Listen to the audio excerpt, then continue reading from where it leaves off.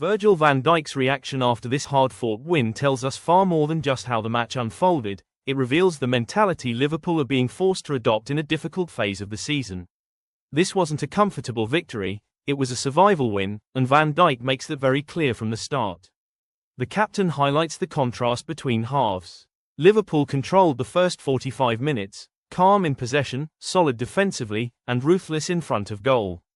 But conceding early in the second half shifted momentum instantly. That single moment gave Wolves belief, energy, and pressure, a reminder of how fragile football matches can be when intensity changes. Van Dijk's words underline an important truth: winning isn't always about dominance. Liverpool couldn't replicate the first half control, partly due to Wolves' aggression, but also due to fatigue, injuries, and missing players. He doesn't use that as an excuse, instead, he frames it as reality. Finding a way to win becomes the defining skill when perfection is impossible. The mention of scoring 2 goals in quick succession shows how crucial momentum is in elite football. Wolves sat deeper in the first half, but once they were forced to chase the game, everything changed. Van Dijk subtly points to a lesson here: Liverpool must learn to manage games better when opponents raise the tempo. When Van Dijk talks about digging deep, it reflects Liverpool's season as a whole: inconsistent, challenging, but still driven by desire.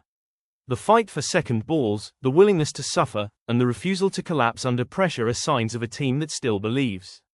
These are not pretty wins, but they are often the most valuable. His comments on Wirtz highlight individual development within the collective struggle.